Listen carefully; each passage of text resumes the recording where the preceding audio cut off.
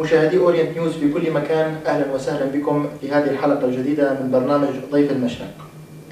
نستضيف اليوم سياسيا كرديا سوريا ناضل في الداخل والمهجر وما يزال. ولد عام 1966 في قرية كفر صفرة ناحية جندريس التابعة لمنطقة عفرين. أنهى المراحل الدراسية وحصل على الثانوية العامة في مدينة حلب. هاجر بعدها إلى جمهورية كرواتيا لإتمام دراسته الجامعية وحصل على شهادة الطب البشري عام 93. في الفترة ما بين عامي 94 و2000 عمل كطبيب في مدينة جندريس، وبسبب نشاطه السياسي اضطر للهجرة إلى جمهورية ألمانيا الاتحادية، ويعمل الآن في إحدى مشافيها كطبيب مختص في مجال أمراض الدم والسرطانات. حياته السياسية: في 16 من عمره انخرط في العمل السياسي، وذلك في صفوف الحركة السياسية الكردية في سوريا، وعلى وجه التحديد الحزب الديمقراطي الكردي في سوريا. ونتيجة الانشقاقات والعمليات الوحدوية التي طرأت على الحركة السياسية تم تأسيس الحزب الديمقراطي الكردي الموحد ليصبح عضوا فيه. وفي أواخر نيسان عام 1993 تمت عملية وحدة بين الحزب الديمقراطي الكردي الموحد وحزبين آخرين ليتم تأسيس حزب الوحدة الديمقراطي الكردي في سوريا يكيتي، ويصبح عضوا في هيئته القيادية وما يزال. أسس عام 98 جمعية الشباب الكرد في سوريا، وترأس الجمعية لحين هجرته إلى ألمانيا. كان عضوا في الأمانة العامة لإعلان دمشق في المهجر، وعيد تأسيس المجلس الوطني الكردي في سوريا في 26/10/2011.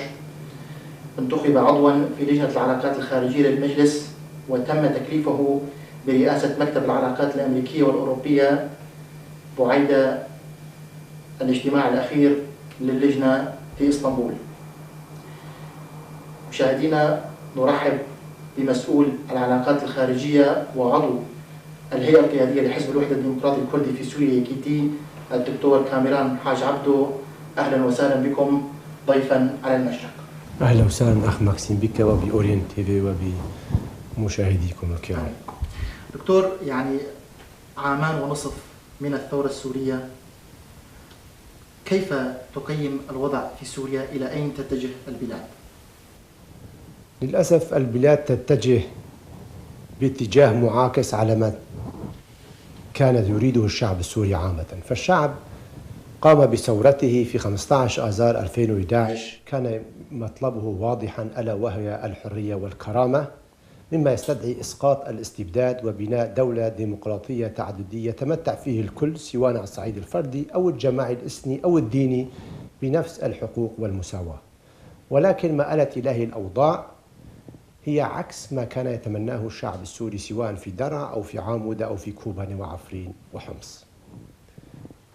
النظام هو المسؤول الأول والأخير عما آلت إليه الأوضاع، ولكن نحن كالمعارضة علينا أيضا أن نراجع أنفسنا. هل لنا ذنب؟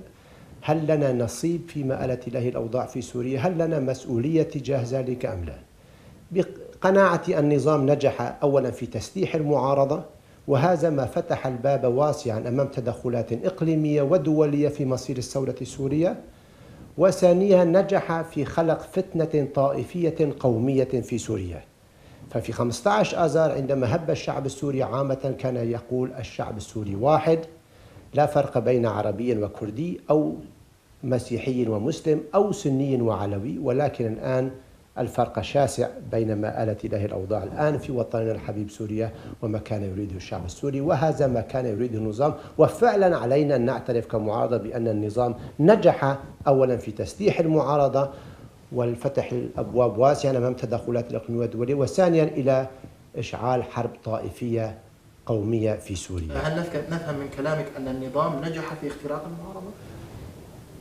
لا أريد أن أقولها مباشرة بأنها نجحت في خرق المعارضة، ولكن أثرت على مسار الثورة، حيث أصبحت الثورة الآن لها طابع إثني ديني معين، وهذا ما يؤثر على مسار الثورة ويحولها عن مطلبه الحقيقي ألا وهو إسقاط النظام وبناء الدولة الديمقراطية المدنية العلمانية التي يتمتع فيها الكل بنفس الحقوق والواجبات. حزبكم حزب الوحدة الديمقراطي الكردي في سوريا يعد أحد أكبر الأحزاب على الساحة الكردية. كيف تقيم أداء الحزب على الساحة الكردية خصوصا وعلى مستوى سوريا ككل؟ شكرا. أنا فخور بتعامل حزبي مع الوضع السوري منذ بداياته. فمنذ البداية نحن في حزب الوحدة الديمقراطي الكردي في سوريا حرصنا على النقطتين مهمتين، ألا وهي الابتعاد عن تسلح الثورة، لأن هذا ما يريده النظام. وحقا اليوم وبعد مرور أكثر من عامين ونيف على عمر الثورة نرى بأن تسليح الثورة وعسكرة الثورة قد أساء إلى الثورة ومفهوم الثورة ومطالب الثورة. ثانيا نحن كنا ندعو إلى توحيد المعارضة السورية كافة وحل المسألة السورية ومطالب الشعب السوري في إطار مؤتمر وطني شامل يشارك فيه الكل، يحقق ما يبتغيه الشعب السوري في إسقاط الارتداد وبناء دولة ديمقراطية تعددية تمتع فيه الكل بالحرية والمساواة. واليوم بعد مرور عامين و7 أشهر على عمر الثورة وبعد أكثر من 100,000 شهيد وملايين النازحين والمهجرين وتدمير الوطن سواء في درع أو عفرين أو في حمص، يأتي العالم أجمع ويطالب بحل سياسي للمأزق السوري. وهذا ما كنا نطالبه في حزب الوحدة منذ بدايات الثورة، وحين كنا نتهم بأننا نقف ضد الثورة بالمناسبة.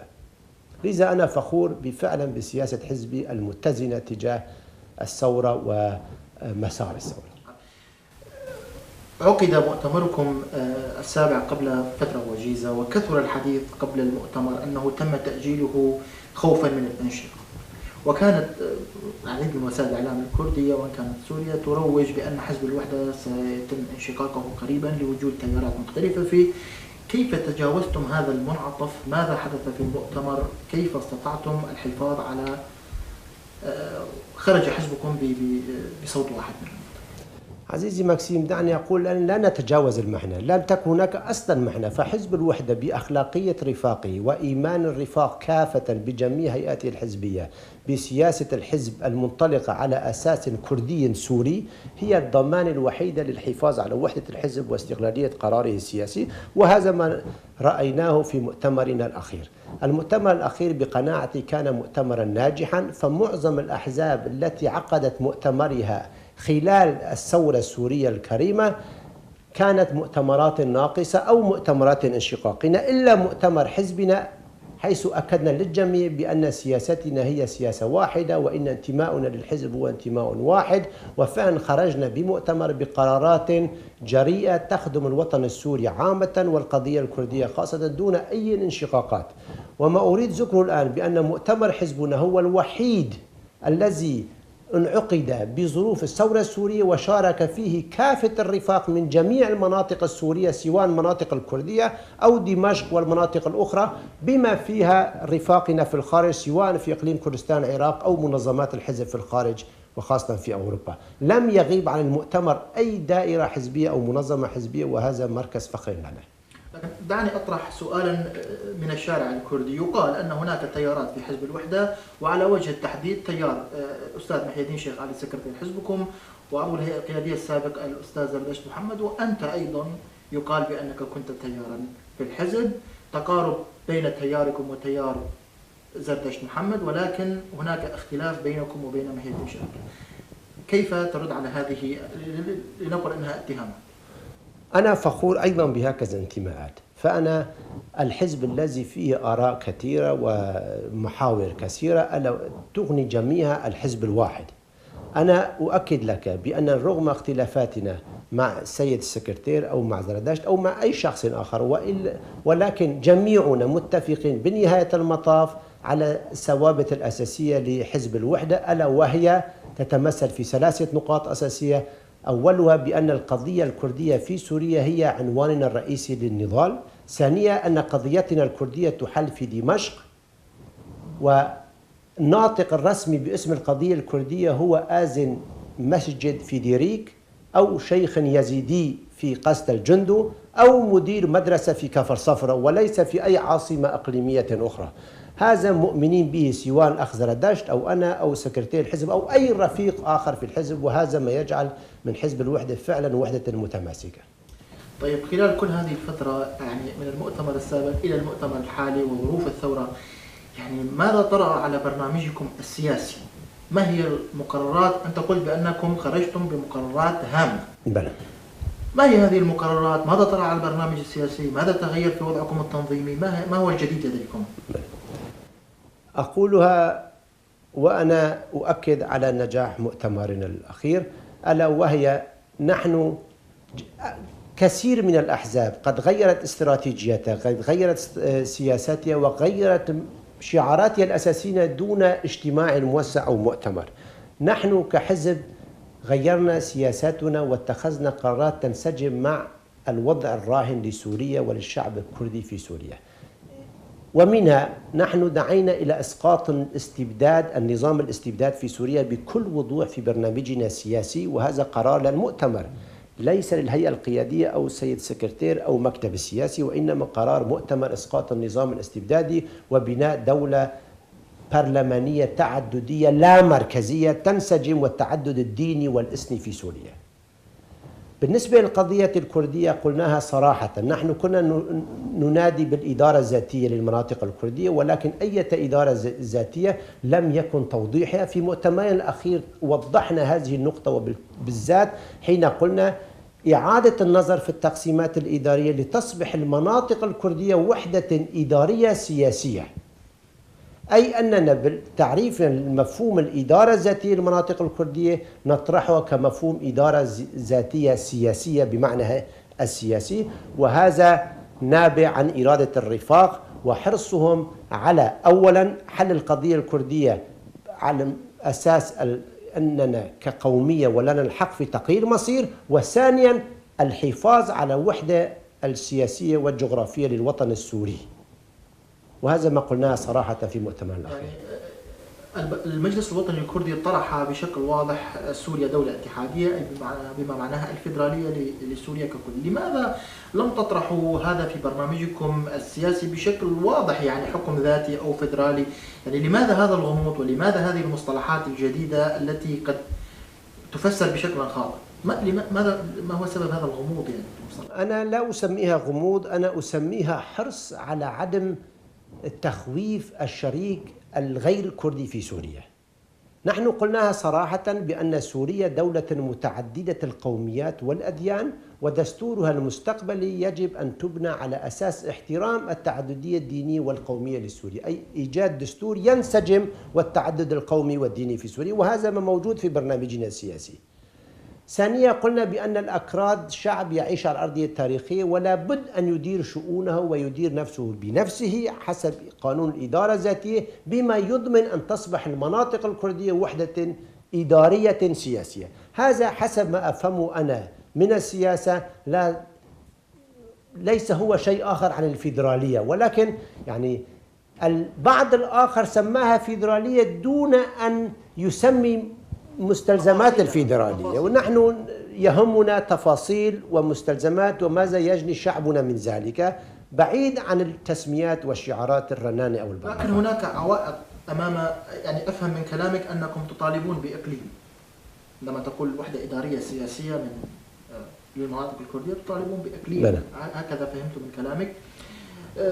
البعض يقول أن المناطق الكردية غير متصلة جغرافيا، البعض يقول أن هناك بعض المدن ليست ذو غالبية كردية، البعض يقول هناك الآشور والعرب في مناطقكم. كيف سيتم تحقيق هذا المطلب بوجود هذه العوائق؟ أنا لست جغرافيا ولست إحصائيا لكي أقول أي مدينة عدد سكانها وهكذا، ولكن هناك حقائق تاريخية وجغرافية لسوريا بأن سوريا كدولة نشأت بعيد الحرب العالمية الأولى، ولم يسأل الكردي ولا العربي عن مصيرهم، أي أننا لم نتخذ سوريا وطنا لنا كما لم يتخذ شركاؤنا العرب. سوريا كدولة فرضت علينا وعلى شركائنا العرب والآشوريين. الشعب الكردي هو جزء من أمة كردية مقسمة، وكذلك الأرض التي نعيش عليها سواء أردنا أم لا، شئنا أم لا، هي جزء من كردستان الكبرى. هذه هي حقيقة، ولكننا حريصين على بناء سوريا موحدة بحيث يحترم الحقائق التاريخية والجغرافية لأهليها. أما إذا كانت هناك المناطق الكردية متصلة جغرافيا أو لا غير متصلة جغرافيا، فهذا غير عائق في القانون الدولي. فهناك دول ذات سيادة كاملة غير فيدرالية، دول ذات سيادة كاملة أراضيها غير متصلة إقليميا، ومنها على رأس التحديد أتذكر الآن الولايات المتحدة الأمريكية أقليم ألاسكا غير متصل بأمريكا، بين أمريكا وأقليم ألاسكا يوجد كندا الواسعة بينها. كذلك دولة روسيا الاتحادية، هناك إقليم كالينينغراد الذي يفصل عن روسيا دولة بولونيا والدول السابقة اللي كانت جزءا من الاتحاد السوفيتي. هناك دول كثيرة غير متصلة، جارتنا فلسطين، الدولة الفلسطينية المرتقبة متشكلة من إقليمين، الضفة وغزة، وغير متصلة بأي إقليم أو جسر ليس جوي ولا أرضي. بالنسبة للآشوريين والعرب المقيمين في المناطق الكردية، من سيضمن حقوقهم؟ كيف سيشعرون بالأمان في مناطقهم؟ ما هي الحقوق التي ستمنحون يعني إن حصلتم على فيدرالية أو حكم ذاتي في مناطقهم؟ بقناعتي نحن لا نريد فيدرالية على أساس إثني قومي بحت، وإنما إقليم جغرافي بكافة مكوناته الدينية والقومية.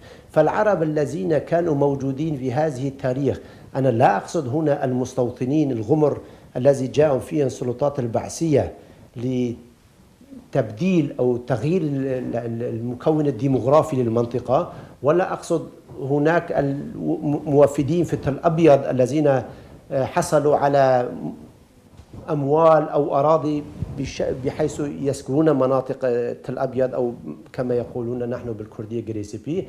ولكن كل سكان أصليين سواء من الآشوريين والعرب والأكراد هم السكان الأصليين لهذه المناطق، وعلينا أن يكون هذا الإقليم ضامنا لحقوق الجميع. فلا يعقل أن نطلب نحن الأكراد بحريتنا لكي نستبد غيرنا، هذا غير وارد أبدا. المجلس الوطني الكردي في سوريا الذي تأسس في 26/10/2011، أنتم حزبكم هو عضو مؤسس للمجلس. كيف تقيم عمل المجلس خلال عبر الثورة، ما هي طبيعة علاقتكم مع الأحزاب والمستقلين والتنسيقيات التي في داخل المجلس؟ كيف تقيم عمل المجلس بشكل عام؟ أنا بقناعتي المجلس الوطني الكردي هو مكسب قومي ومكسب سوري بشكل عام.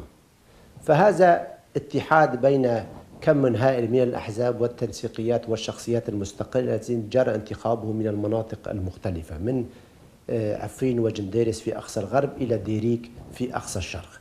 هذا مكسب على الصعيد القومي الكردي أو على الصعيد المعارضة السورية بشكل عام. المجلس فعلا قام بأعمال ونضالات جمة نفتخر بها، ولكن في الفترة الأخيرة يعني في النصف الأول من عمر الثورة كنا نشيطين وقمنا بأعمال لا نزال نفتخر بها، ولكن في النصف الثاني من عمر الثورة فعلا هناك نحن نمر بأزمة، ونتمنى أن ننجح جميعا من أحزاب ومستقلين بإنقاذ مجلس الوطني الكردي ووصوله إلى شاطئ الأمان لكي نستطيع أن نعبر عن مطامع وطموح ومطالب الشعب الكردي في سوريا. ماذا كانت هذه المعوقات؟ ما هي المشاكل التي حدثت في النصف الثاني منها؟ بقناعتي نحن في سوريا جملة وتفصيلا من معارضة سواء عربية أو كردية نفتقد الديمقراطية. فالجميع الذي يمارسون الآن العمل السياسي عمرهم من 50 أو 60 أو 40 أو 45، أي نحن إما ولدنا في ظل نظام البعث أو عندما مارسنا السياسة كان حزب البعث حاكم، فلا يعقل أن نكون ديمقراطيين بكل معنى الكلمة. أنا على سبيل المثال لم أقم بعملية تصويت أو ترشيح في سوريا طيلة عمري، فكيف لي أن أكون ديمقراطيا بكل معنى الكلمة؟ وهذا بقناعتي هو مرضنا الأساسي الذي يجعل من مجلسنا الوطني الكردي وجميع المجالس والائتلافات والمعارضات الأخرى أيضا معارضات مريضة بعيدة عن الممارسة الديمقراطية. ولكن لا يجب أن نفهم نقطة، وطننا سوريا وشعبنا السوري يمل في أزمة، قدمنا أكثر من 100,000 شهيد، وعلينا أن نكون قدر المسؤولية ونعيد حساباتنا ونراجع أنفسنا ونكون قادرين على التعبير عن مطالب وطموح شعبنا السوري من درعا إلى الحسكة إلى عفرين. المجلس الوطني الكردي أسس هيئة كردية عليا بالمناصفة مع مجلس الشعب غربي كردستان، وبإمضاء ورعاية رئيس إقليم كردستان العراق السيد مسعود البارزاني. كيف تقيم اتفاقية هولير وعمل الهيئة الكردية، حيث كان سكرتير حزبكم في بداية تأسيس الهيئة عضوا في هذه الهيئة؟ ماذا عمل حزبكم في هذه الهيئة؟ كيف كان أداء الحزب وكيف كان أداء هذه الهيئة حتى الآن؟ طبعا أداء الهيئة عليها مئات الملاحظات وآلاف الملاحظات أخي مكسيم. الهيئة لم تنجح إلى الارتقاء إلى مستوى التعبير عن مطالب وطموحات الشعب الكردي. عندما تأسست الهيئة الكردية العليا خرج مئات الآلاف من الأكراد إلى الشوارع وحملوا شعار الهيئة الكردية العليا تمثلني. هذه نقطة علينا دائما أن نتذكرها ليلا ونهارا. القصد ليس بالمسميات. اليوم الهيئة الكردية العليا، غدا تسمية أخرى، ولكن وحدة الصف والموقف الكرديان هما صمام الأمان إلى تأمين الحقوق القومية للشعب الكردي في سوريا. علينا أن نتفهم، نحن في حزب الوحدة الديمقراطية الكردي في سوريا، ورغم كل ملاحظاتنا وعتابنا على عمل الهيئة الكردية العليا وانسحابات البعض منهم وفشلهم واستيلاء الآخر عليها، كان لنا الموقف المشرف بأننا نريد أن نحمي هذه الهيئة لأننا بحاجة إلى هيئة تمثل مطامع الشعب الكردي. وهنا لا نقصد بأن فعلا الهيئة الكردية العليا هي تمثل 100% مطامح وطموحات الشعب الكردي. رغم كل ملاحظات علينا، لابد من العمل لتأطير وتوحيد صفوف الصف الكردي، وهذا ما كنا نبتغاه في حزب الوحدة الديمقراطي الكردي في سوريا. ولكن للأسف آلت الأمور إليها بأننا اليوم إلى هيئة كردية عليا تعمل بالنصف، أي مجلس الشعب لغرب كردستان يعمل بمسمى الهيئة الكردية العليا، بينما أطراف المجلس الوطني الكردي الذي نحن جزء أساسي منه قد انسحب من هذه الهيئة ولا تزال هي قائمة. ولكن نحن نريد هنا، نحن ننتقد جميع الأطراف التي تخترق أو لا تحترم العهود ومواثيق التي بيننا، وخاصة اتفاقية هولير، وندعو بنفس الوقت إلى أن نعمل بيد واحد كتفا إلى الكتف لحماية الهيئة الكردية العليا وإيجاد ناطق وممثل شرعي للشعب الكردي في سوريا، سواء باسم الهيئة الكردية العليا أو بأي تسمية أخرى. سنعود إلى ذلك. مشاهدينا، نواصل الحوار مع الدكتور كامران حاج عبده، ولكن بعد هذا الفاصل كونوا معنا.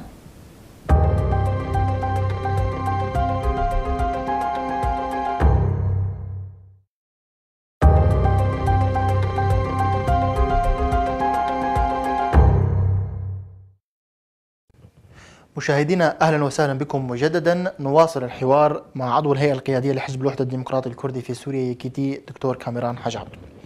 دكتور، كثر الحديث عن طبيعة العلاقة بين حزبكم وحزب الاتحاد الديمقراطي بيدا، حتى قيل في الشارع الكردي أن أعضاء حزب الوحدة هم عبارة عن موظفين لدى حزب الاتحاد الديمقراطي بيدا. كيف تقيم العلاقة؟ بماذا ترد على هذه الاتهامات التي تقال عن حزبكم؟ بقناعتي هذه دعايات مغرضة مقصود فيها تقزيم دور حزبنا. نحن حريصين كل الحزب على حماية وحدة الصف والموقف الكرديان، وبهذا الصدد نتعامل مع الأخوة في بيدا تعامل الأخوة سواء أردنا أم لا. فبيدا هي حقيقة موجودة على الأرض وعلينا التعامل معها، وكذلك يجب أن يعلم الأخوة في بيدا بأن حزب الوحدة الديمقراطي الكردي في سوريا والأحزاب الشقيقة الأخرى حقائق أيضا موجودة على أرض الواقع، ولا بد من التعامل الأخوي بيننا. مهما بلغ الشأن حزب ما لا يستطيع التعبير عن مطامح والطموحات ومطالب الشعب الكردي، علينا العمل جميعا سوية. وهنا أريد أن أوضح شيئا، لم يتم أي لقاء ثنائي بيننا وبين الأخوة في بيدا، بينما أحزاب أخرى كانت لها لقاءات وأنت الأعلم. طيب، أربيل، السليمانية، هولير، 3 مناطق قال بأنها محاور كردستانية حسب ما نسمع في الخطاب السياسي الكردي، وهناك الأحزاب الكردية في سوريا عدد منها تتبع لكل كل مجموعة من الأحزاب تتبع لمحور معين. أين موقعكم من هذه المحاور؟ كيف هي علاقتكم مع هذه الأطراف الثلاثة؟ بما معناه علاقتكم مع الديمقراطي الكردستاني والاتحاد الوطني الكردستاني وحزب العمال الكردستاني. نحن لسنا بأي موقع من هذه المواقع الثلاث التي ذكرتها آنفا. نحن في قامشلة وكوباني وغريسبي وعفرين. نحن نقول وقلناها منذ تأسيس حزبنا حزب الوحدة الديمقراطية الكردية في سوريا بأن قضيتنا تحل في دمشق، وبأن عنوان نضالنا الأساسي هو في سوريا وليس في أي منطقة أخرى، مع احترامنا لجميع الأخوة في أجزاء كردستان الأخرى. نحن نحترم العلاقات الثنائية ولكن لا نريد التدخل في شؤون الداخلية لجزء من كردستان في شؤون الداخلية لجزء آخر. نحترم العلاقات الثنائية ونحن نريد أن نبني محورا نسميها محورا رابعا، هو المحور الكردي السوري الحريص على بناء دولة ديمقراطية مدنية تعددية لا مركزية يتمتع فيها الشعب الكردي بإدارة ذاتية لمناطقه الكردية كوحدة إدارية سياسية. فنحن نريد بناء هذا المحور الرابع ونعمل من أجله، ولذلك تراهم يهاجمون حزبنا. نعم. طيب في الفترة الأخيرة أصدرتم بيان باسم الهيئة القيادية، تلاها بيوم أو بيومين تصريح لسكرتير حزبكم مخالف تماما لما جاء في بلاغكم بلاغ الهيئة القيادية، وكان الموضوع يخص وحدات حماية الشعب. أنتم قلتم في بلاغكم بأنها تابعة لمجلس الشعب غربي كردستان وحزب الاتحاد الديمقراطي، والسكرتير الحزب جاء على لسانه بأنها وحدات تابعة للهيئة الكردية العليا. من هو الذي يمثل رأي حزبكم؟ هل هي الهيئة القيادية أم السكرتير؟ كيف تفسر لنا هذا التناقض يعني في الخبر؟ كلاهما يمثل الحزب، ولكن إذا قلنا من يمثل أكثر فإن الرأي الهيئة القيادية هو الرأي السائد في الحزب. فالهيئة القيادية هي هيئة والسكرتير هو شخص واحد مع احترامنا لشخص السكرتير. ولكن هنا أريد أن أقول نقطة عزيزي ماكسيم. البلاغ واضح بكل وضوح وهو ناتج عن اجتماع للهيئة القيادية للحزب، وهي الهيئة والجهة المخولة لتصدير كافة القرارات السياسية باسم الحزب. يبدو أن بعض الأناس، أنا أو شخص السكرتير أو أي شخص آخر من القيادة، لم يكن موفقا دائما بالتعبير عن سياسة حزبه اليوم أو غدا. يجوز أنا قد أخطئ ببعض أو لا أستطيع التعبير عن سياسة حزبي كما يجب وأعبر عن رأيي الشخصي، وهذا على الرفاق أن يتدارسونه ويقفوا عليه. ولكن كموقف عام للحزب بقناعتي البلاغ الذي صدر باسم الهيئة القيادية هو بلاغ لا غبار عليه، وهو 100% يعبر عن الموقف السياسي للحزب. لكن أيضا عندما تم الإعلان عن برنامجكم السياسي الجديد كان هناك خلاف وضجة كبيرة في وسائل الإعلام، وأنتم أصدرتم كعضو هيئة كذا، أصدرت أنت على صفحات الفيسبوك والإنترنت بيانا توضيحيا بأن ما نشر هو البرنامج السياسي الخاطئ والذي لم يتم التوقيع عليه. هل لك أن تضعنا في الموقف تماما ماذا حدث؟ ما هي الأخطاء التي وردت في البرنامج السياسي وما هو الصح؟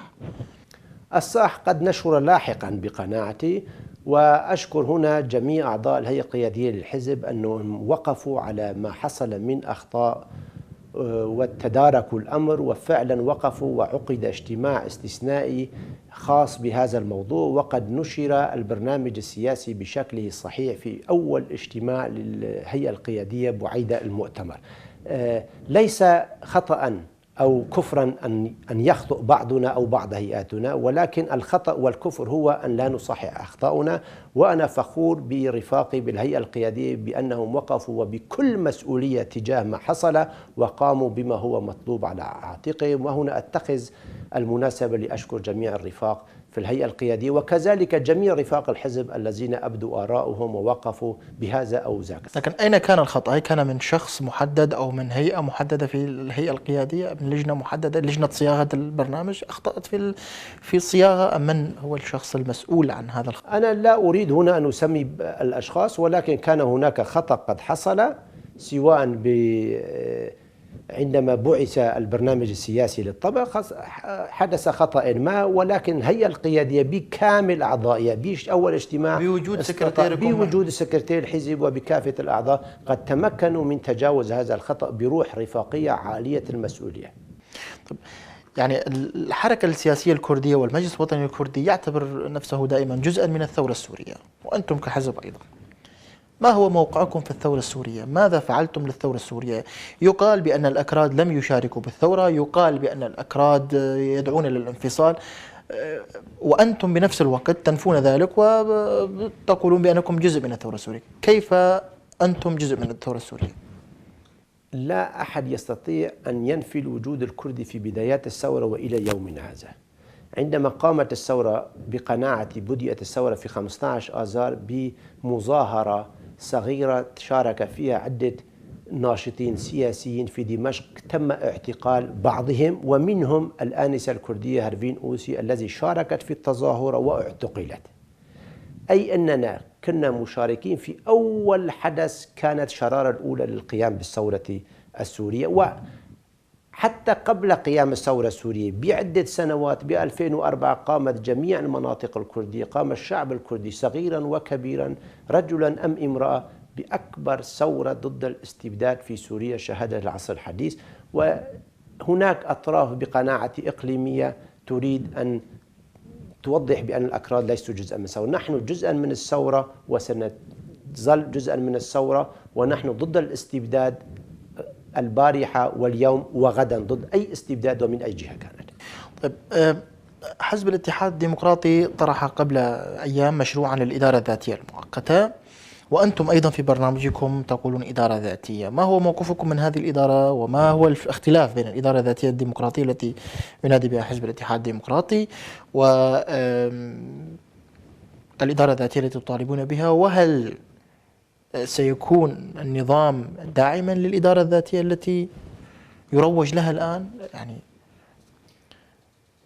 بقناعتي كمبدأ الإدارة الذاتية للمناطق الكردية كوحدة إدارية سياسية هو من حق الشعب الكردي، وهذا غير قابل للنقاش أو أي عملية أو صفقة سياسية أخرى. هذا حق، هل نستطيع أن نحصل عليه أو لا اليوم أو غدا هذا مسألة أخرى، ولكن هذا حق قانوني دستوري لكل الشعوب، والشعب الكردي أيضا له هذا الحق.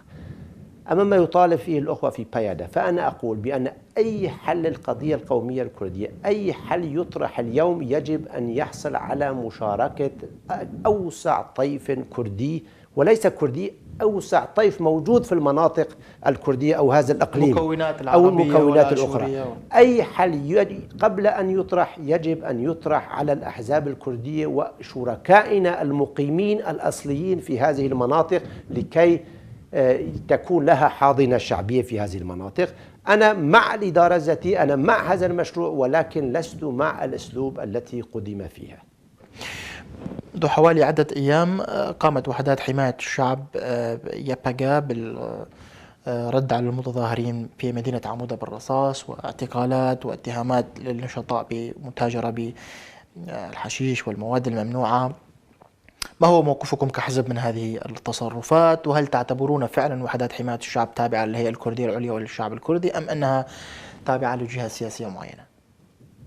نحن قلناها واضحا في بلاغنا الأخير الصادر عن اجتماع الهيئة القيادية الأخير، إن ندين ونستنكر هذه الأعمال. وهنا لا أريد لا أن أنقص ولا أن أزيد عن موقف الحزب الرسمي الصادر عن في هذا البلاغ. أما بصدد اليبكة فإنها قوى تابعة لمجلس الشعب لغرب كردستان، كان من المفترض وحسب اتفاقية هولير أن تتبع للهيئة الكردية العليا، وحتى الآن نحن حريصين كل الحرص على إنجاح اتفاقية هولير وبناء بمعنى الحقيقي للكلمة الهيئة الكردية العليا، هذه الهيئة التي عليها أن تتبعها جميع اللجان التخصصية الأخرى ومنها اليبكة، وحينها تكون الهيئة أو اليبكة تابعة للهيئة الكردية وستمثل كقوة وحيدة أو شرعية سميها كيفما شئت. ولكن اليوم هي هيئة تابعة لمجلس الشعب لغرب كردستان، قامت بأعمال جيدة ولكن قامت بخروقات قمنا بإدانتها واستنكارها. هل لديكم كحزب تشكيلات عسكرية؟ إلى حد الآن ليس لدينا أي تشكيلات عسكرية، ونحن حريصين كل الحرص بأن لا يكون لكل حزب ميليشيا، لأن هذا سيؤدي إلى اقتتال كردي سيعود علينا بكل السلبيات. ونحن اليوم بحاجة إلى توحيد الصف والموقف الكرديين، وحينها سنكون كلنا جنود لهذه الوحدة. إذا فعلا استطاعت الأحزاب الكردية بناء هيئة الكردية العليا أو أي هيئة مشتركة تعبر عن وحدة الصف الكردي فكلنا جنود، ومنهم أنا وجميع رفاق حزبنا جنود سنكون لهذه الهيئة. طيب، نشهد الآن صراعا في المناطق الكردية، شهدناها في مدينة سريكانية رأس العين، والآن في مدينة الأبيض اشتباكات بين وحدات حماية الشعب يبقى وجبهة النصرة المتمثلة بدولة الإسلام في الشام والعراق. ما هو موقفكم من هذه الأحداث كحزب طبعا، وما هو موقفكم أيضا من الجيش السوري الحر؟ يعني ما يدور الآن في المناطق الكردية تقوم به جبهة النصرة والجماعات الإسلامية، ولكن هناك حديث يقول بأن بعض الكتائب من الجيش الحر قد تشارك، قد لا تشارك في هذه العمليات، قد تصمت. يعني كيف تقيم الوضع الآن في تل أبيض؟ بقناعتي الموضوع ندين ونستنكر جميع ما تقوم به الكتائب والمجاميع المسلحة سواء في تل أبيض قبل أيام، واليوم في كوباني، وقبل في رأس العين، وحاليا في عفرين. منذ 6 أشهر هناك حصار من قبل 21 كتيبة مسلحة تدعي بانتمائي إلى الجيش الحر. أنا لا تسألني عن موقفي من الجيش الحر، أي جيش الحر؟ أنا برأيي هناك جيوش حرة غير تابعة لهيئة قيادية مشتركة. إذا كان هناك جيش حر فليتفضل ويعطي موقفه بصدد ما يحصل في عفرين من حصار منذ ما يقارب الشهرين، بصدد ما يحصل في تل أبيض وكوباني، وقبل في سريكانية. هذه الأعمال مدانة، وعلى الجيش الحر أو ما يمثل الجيش الحر إعلاميا، وعلى الائتلاف الوطني السوري، وعلى جميع المعارضة أن تبدي رأيها. ولكن للأسف لحد الآن ليس هناك موقف سياسي واضح تجاه ما تقوم به هذه المجاميع الإرهابية، وبكل معنى الكلمة أسميها الإرهابية. لكن هناك من يقول بأن سبب كل ما يحصل للكرد في سوريا من هجوم لهذه الجماعات وبعض المناطق مثل ما قلت في عفرين حصار من قبل كتائب جيش حر، سببها تواجد وحدات حماية الشعب التابعة لحزب الاتحاد الديمقراطي، إذ يتم اتهامها بارتباطها بالنظام، أي أن عمليا هذه الوحدات تتلقى دعما من النظام، مما يثير حفيظة وانزعاج هذه الكتائب في الجيش الحر أو في. كيف ترد على هذا؟ وأنا أقول بأن جبهة النصرة هي من صنيعة النظام، والجيش الحر جزء كبير منه أيضا من صنيعة النظام، لأن الجيش الحر يتبنى النصرة، ومن يتبنى النصرة هو أيضا مثل النصرة وتابع لمعلم واحد. أنا أؤكد لك بأن جبهة النصرة هي من صنيعة النظام السوري. موقف الائتلاف بالنسبة لهذه الأحداث، لماذا هذا الصمت من الائتلاف؟ هل تواصلتم مع الائتلاف؟ أنتم عقدتم اجتماعا في تركيا في اسطنبول قبل شهر أو أكثر مع الائتلاف الوطني السوري، إلى ماذا توصلتم؟ كان هناك لقاء مبدئي، توصلنا إلى استمرار الحوار بصدد التواصل، ولكن لم نناقش مواضيع محددة بعين ذاتها. الائتلاف شئنا أم أبينا كمعارضة سورية بشقيها الكردية والعربية نحن محكومون بالتوافق والعمل المشترك، ولكن هنا أقول رأيي الشخصي بأن الائتلاف وأي قوى معارضة أخرى للأسف لا تستطيع أن تعبر عن رأيها الحر، لأنها لا تستطيع السيطرة على الواقع ميدانيا. فهي اليوم إذا أدانت جبهة النصرة لا تستطيع أن تقول لها أوقفي المجازر، أوقفي الأعمال الإرهابية، لذلك يبقى صامتا. طيب، يقال الآن بأن طرح مشروع الإدارة الذاتية وهذا الخلاف الموجود في تل أبيض وهذه المعمعة كلها، يقال بأن هناك مؤشرات من قبل النظام السوري لمنح الكرد في سوريا حكما ذاتيا لمناطقهم. هل يوجد تواصل بين الأحزاب الكردية والمجلس الوطني الكردي أو مجلس شعب غربي كردستان مع النظام؟ هل حصلتم فعلا على وعود من النظام؟ هذه الدعايات يقوم بها الشوفينيين في المعارضة السورية. ليس هناك أي تواصل مع بين المجلس الوطني الكردي أو الأحزاب الكردية والنظام السوري، هذا لا وجود له على أرض الواقع. طيب، تحدثنا عن الائتلاف وعلاقتكم بالائتلاف، يعني ما هي أوجه الخلاف بين المجلس الوطني الكردي لنقل أو الهيئة الكردية العليا ومطالب الكرد في سوريا والائتلاف الوطني السوري أو هيئة التنسيق؟ يعني ما هي أوجه الخلاف النقاط التي لم تتفقوا عليها فيما يخص الحقوق الكردية في سوريا؟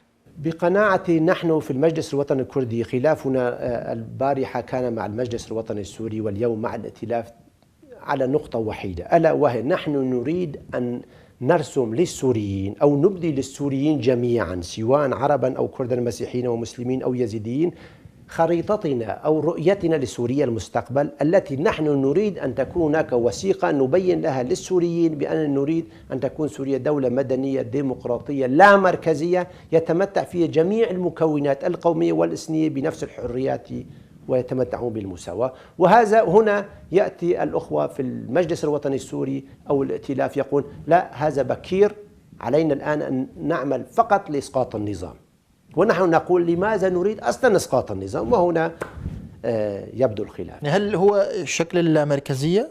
كنا نسمع يعني بين اللامركزية الإدارية واللامركزية السياسية والفيدرالية، يعني هل شكل الدولة هو الخلاف؟ شكل الدولة هو الخلاف. هناك من يريدون لسوريا المستقبل لونا واحدا يتنافى مع الحقائق التاريخية والجغرافية لسوريا. سوريا على سبيل المثال أنا لا أريد هنا أن أسمي، ولكن هناك أطراف جمة في المعارضة يريدون سوريا بلون ديني قومي واحد، وهذا يتنافى مع الحقائق التاريخية والجغرافية. في سوريا الكردي والعربي والاشوري، في سوريا المسلم والمسيحي واليزيدي، في سوريا العلوي والسني والدرزي، وهذه يجب أن تؤخذ بعين الاعتبار في أي مشروع سياسي وطني. طيب، أطراف عديدة من المعارضة، كيف تقيم على يعني إلى أي طرف أنتم كمجلس وطني كردي وكهيئة كردية عليا أقرب؟ هل أنتم أقرب إلى المجلس الوطني السوري من حيث قبولهم لشروطكم أو لحقوقكم، أم هيئة التنسيق، أم الائتلاف، أم القطب الديمقراطي الذي تشكل مؤخرا في القاهرة برئاسة ميشيل كيلو؟ نحن نجد نفسنا أقرباء إلى هؤلاء الذين يؤمنون بالمشروع الوطني السوري المستقل بعيد عن الأجندات الإقليمية. هنا لا أريد أن أسمي أحدا، ولكنهم كثر وموجودين في جميع الأطر. طيب، علاقتكم كحزب أو تواصلكم مع جماعة الإخوان المسلمين، يتم اتهام جماعة الإخوان المسلمين دائما بأنها سبب العديد من ما حصل في الثورة السورية، من بعض النقاط السلبية في الثورة السورية، أنهم العائق في الثورة السورية، أنهم العائق في كل مكان. كيف تقيم علاقتكم بالإخوان المسلمين؟ هل حدثت لقاءات ثنائية بينكم؟ تم هناك اللقاءات ولكن غير مباشرة، ونحن حريصين على إقامة العلاقات مع جميع الأطراف ومنهم الإخوان المسلمين. وأنا هنا لا أتهم فقط الإخوان المسلمين، ولكن هناك الكثيرين الذين موجودين في صف الإخوان المسلمين، يعني ليس هم الإخوان المسلمين الوحيدين الذين يؤثرون على الموقف سلبيا. طيب، الهيئة الكردية العليا كانت في موسكو، وأعلن من موسكو بأن الهيئة الكردية العليا ستشارك في مؤتمر جنيف. على ما يبدو هناك موافقة روسية على مشاركة الهيئة الكردية العليا، بينما هناك رفض أمريكي يقول بأن السوريين يجب أن يشاركوا فقط بكتلة واحدة. هل ستشاركون في مؤتمر جنيف؟ ماذا تتأمل أو يتأمل حزبكم أو مجلسكم من مؤتمر جنيف؟ هل سيكون الحل في مؤتمر جنيف فعلا؟ نحن لا نتوقع بأن مؤتمر جنيف سيكون غدا أو بعد الغد، ولكن بنهاية المطاف الحل السوري سيكون في مؤتمر دولي يشارك فيه جميع الأطراف المشاركة الآن فيما يحصل في سوريا، ومنها الشعب السوري ومعارضته.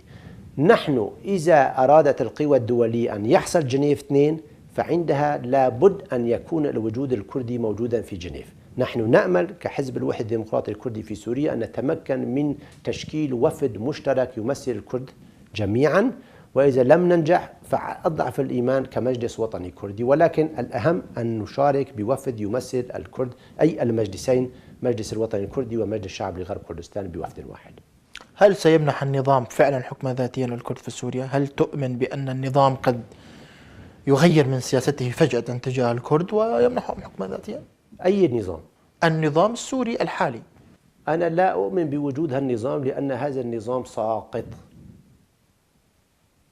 طيب، هناك عمر أوسي وهو كردي في البرلمان السوري حاليا، نقول برلمان النظام، قال في أحد تصريحاته بأن هناك لقاءات مباشرة أو غير مباشرة حصلت بين النظام وبعض الأحزاب الكردية.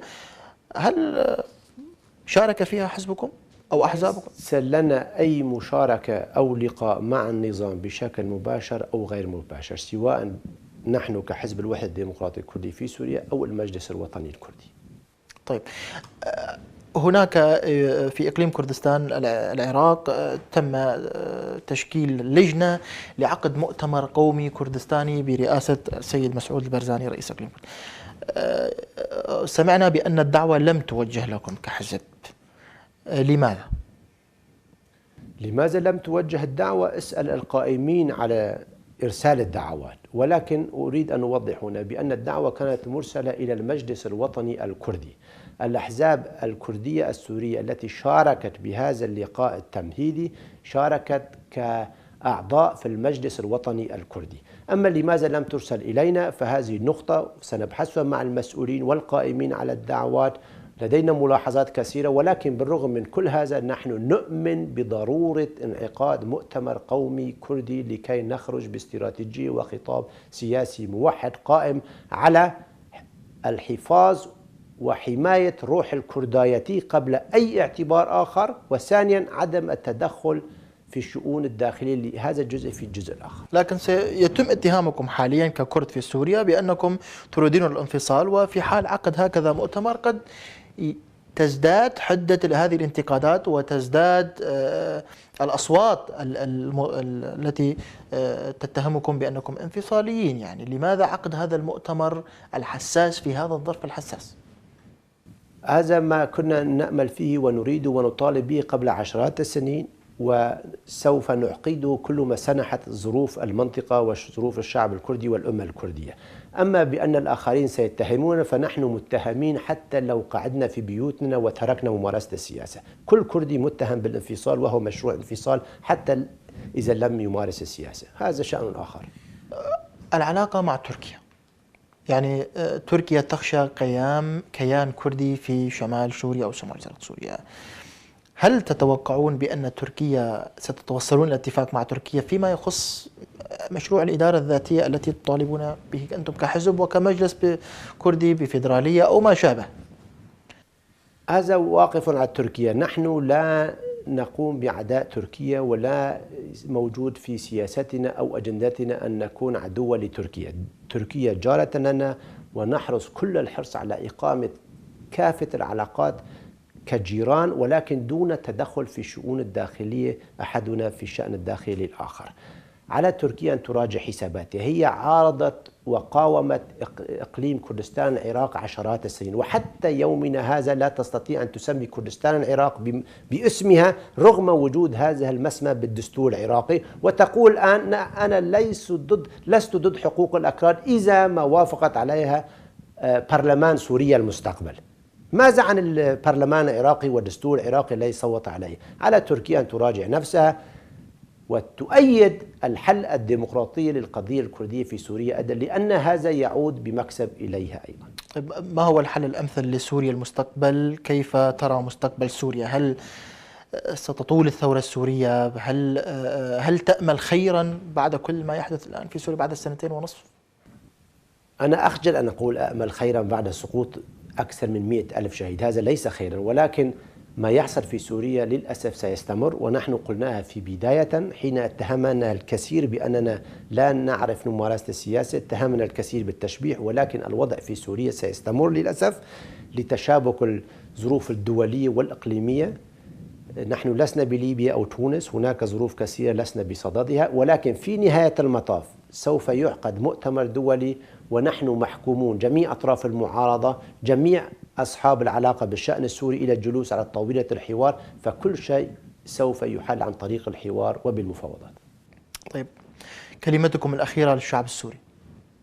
الشعب السوري أهنئكم على ثورتكم وأبارككم على هذه التضحيات، وأسجد لجميع الشهداء، وأتمنى أن تنتهي الأزمة بكل قرب، ولكن أقول عمر الأزمة وعمر الثورة هي بيدنا، علينا أن نتكاتف ونجد مشروعا وطنيا سوريا بعيدة عن الأجندات الإقليمية والدولية. علينا أن نبني مشروع سياسي، مشروع عقد اجتماعي يتماشى وينسجم كليا مع الحقائق التاريخية والجغرافية لوطننا سوريا، لكي نبني بلدا يتمتع فيه الكل على الصعيد الفردي والجماعي بنفس الحقوق والواجبات.